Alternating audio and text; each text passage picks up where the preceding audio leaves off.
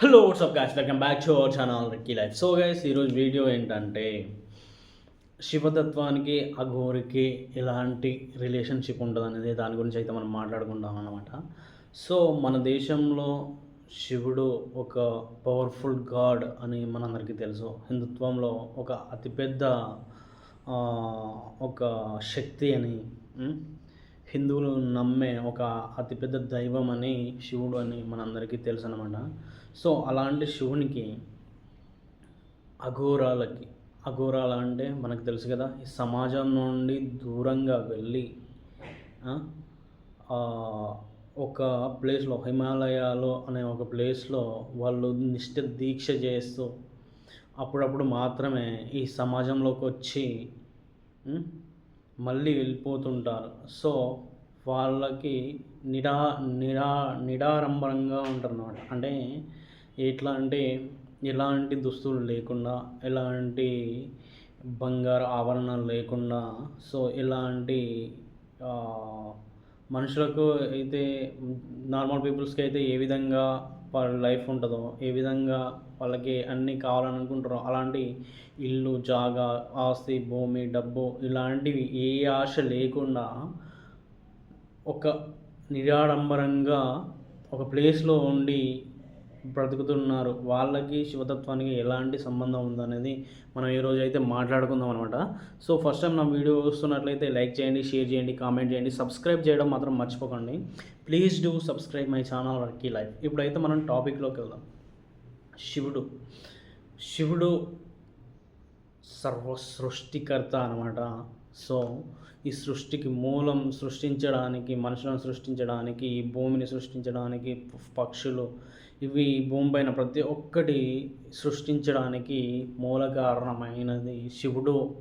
శివుడు లేనిదే ఈ సృష్టి లేదు అని చెప్పేసి చెప్పుకుంటాం అన్నమాట కొన్ని పురాణాలలో. సో కొన్ని విషయాలలోకి వస్తే, కొన్ని పురాణాలలో ఎలా అంటే శివుడు మునుల భార్యలతో రాసలీలలు చేసిండు, అది ఇది అని చెప్పేసి చండాలంగా రాశాడు అనమాట. అసలు శివుడు అంటేనే, మనం చూసే దేవుడు అంటేనే, ఆ శక్తి అంటేనే ఒక రేంజ్లో ఉంటుంది. శివుడు ఆడ కాదు, మగ కాదు, రెండింటిని కలిపి ఉన్న ఆడని కూడా మనం చెప్తాము. సో శివునికి జెండర్ అనేది లేదు అని కూడా మనం కొన్ని వాటిలో చెప్పుకుంటాం అన్నమాట. సో శివుడు అనేది ఒక శక్తి, ఒక పవర్, ఒక ఎట్లా చెప్పాలంటే ఒక మనుషులకి ఉండే విలువలు, మనుషులకు ఉండే ఆశలు, మనుషులకు ఉండే కోరికలు ఇవన్నీ ఏమి ఉండవు అని నాకు తెలిసిన శివుడిని గురించి నేను చెప్తున్నాను అనమాట. సో ఇప్పుడు అలాంటి శివుడు కొన్ని పురాణాలలో ఇట్లా రాశారు, అవి చాలా అంటే చాలా వరకు తప్పు, అది నేను ఖండిస్తున్నాను. అవి శివుని గురించి ఎక్కడైతే తప్పుగా రాస్తారో, శివుని గురించి ఎక్కడైతే పురాణాలలో వ్యంగ్యంగా రాస్తారో, ఎక్కడైతే తప్పుగా రాస్తారో, ఎక్కడైతే మనుషులు చేసే పనులు శివుడు కూడా చేస్తుండు అని రాస్తారో అవన్నీ తప్పు అని నేనైతే ఖండిస్తున్నాను అనమాట. ఇప్పుడు ఈ శివునికి, ఈ శివతత్వానికి మరియు ఈ అఘోరాలకి సంబంధం ఏంటంటే, శివుడు నిరాడంబరంగా బతుకుతాడు అనమాట. శివుడు చూసినట్లయితే చాలామంది దేవుళ్ళని చూడండి, బంగారు ఆభరణాలు వేసుకుంటారు, దుస్తులు ధరిస్తారు.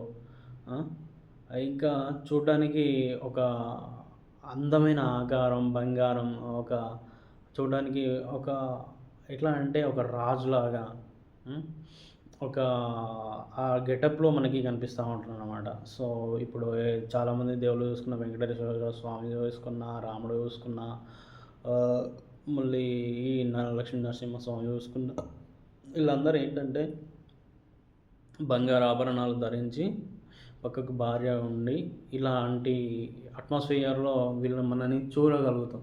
కానీ శివుడు ఒక్కడు మాత్రమే ఎలాంటి ఆభరణాలు లేకుండా బూడిద పోసుకొని తను శ్మశానంలో ఉంటాడనమాట.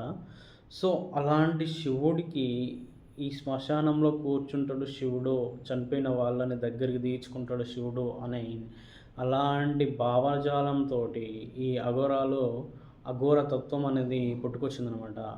వాళ్ళకి ఆకలి, ధూప, గాలి, ఆకలి, శ్వాస ఇవి రెండు ఉంటే చాలు, వాళ్ళు బతుకుతారు. చాలామంది అఘోరాలు కూడా చూసినట్లయితే నిజమైన అఘోరాలు తిండి తినరు సరిగా, వాళ్ళు గాలి పీల్చుకునే బతుకుతారు. ఆ శివస్మరణ చేస్తూ గాలి పీల్చుకునే బతుకుతూ ఉంటారు అన్నమాట. సో చాలామంది అఘోరాలు కొన్ని కఠోర తపస్సులు చేస్తారు. వాళ్ళకి భూమి, సంసారం, భార్య, పిల్లలు, డబ్బు, అధికారం వీటి మీద మోహం ఉండదు. ఈ ప్రపంచాన్ని ఒక చిన్న చిన్న రాయిగా చూస్తారన్నమాట. ఈ ప్రపంచంలో బతికే మనుషులను ఒక చీమలలాగా చూస్తారనమాట. వాళ్ళు దేనికోసం పోరాడుతున్నారు, దేనికోసం బతుకుతున్నారు, దేనికోసం పొద్దున లేవగానే తాపత్రయపడుతున్నారు అని వాళ్ళకి జీవితం, ఒక మనిషి జీవితం మొత్తం వాళ్ళకి క్లియర్గా అర్థమైపోతుంది. ఒక మనిషి జీవితంలో దేనికోసం బతుకుతాడు, ఎలా చనిపోతాడు, ఎలా బతుకుతాడు, ఎందుకు ఇదంతా అని చెప్పేసి వాళ్ళకి క్లియర్గా అర్థమైపోతుంది. వాళ్ళు అందుకనే నిజమైన అఘోరాలు మన సమాజానికి చాలా దూరంగా ఉంటారు. ఎందుకంటే మన సమాజంలో వాళ్ళు బతకలేరు. ఎందుకంటే మన సమాజంలో మనుషులు ఆడే ఆటలు, నాటకాలు, మోసాలు, అబద్ధాలు ఇవన్నిటికీ దూరంగా ఉంటారు. ఇవన్నిటికీ నిజమైన అఘోరాలు దూరంగా ఉంటున్నమాట. వాళ్ళలో చెప్పాలంటే వాళ్ళలో చాలా శక్తులు, జ్ఞానంతో కూడిన శక్తులు, కాలజ్ఞానాన్ని చూడడానికి కావాల్సిన శక్తులు ఉంటాయి అన్నమాట. సో అవి సంపాదించుకోవడం కేవలం ఒక కఠోరమైన దీక్ష, ధ్యానం. కఠోరమైన దీక్ష, ధ్యానం.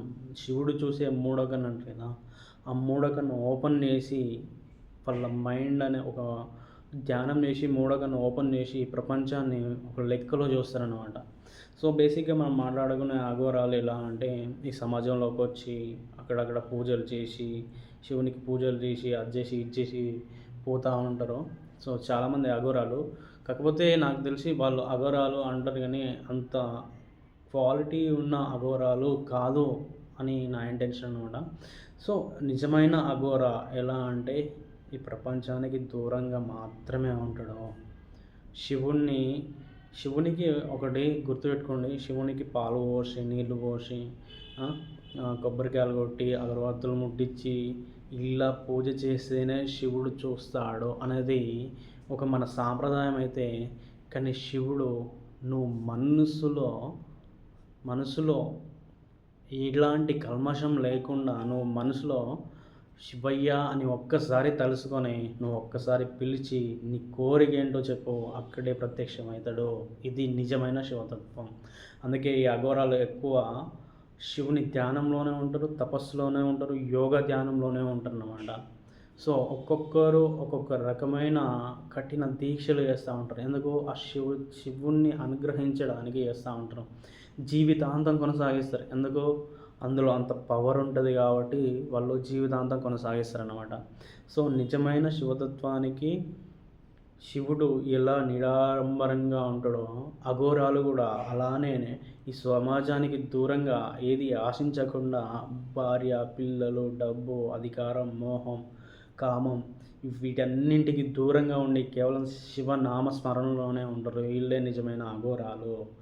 ఎందుకంటే ఈ శివుడు చెప్తాడు, చివరికి ఏమి మిగలదు బూడిదే తప్ప అని చెప్పేసి ఒక కొటేషన్ ఉంటుంది.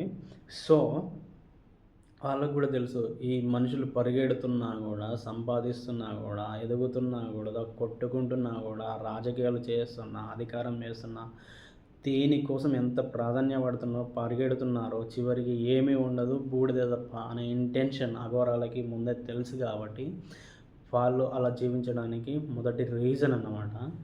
ఇవన్నీ అవసరం లేదు మాకు, కేవలం శివ ధ్యానంలోనే ఉంటాం, శివుణ్ణి కనుక్కుంటాం, శివుణ్ణి వెతుకుతాం, శివుణ్ణి దర్శిస్తాం అనే ఒక కఠినమైన దీక్షలు చేస్తూ బతుకుతూ ఉంటారన్నమాట. అదే నిజమైన శివతత్వం అన్నమాట.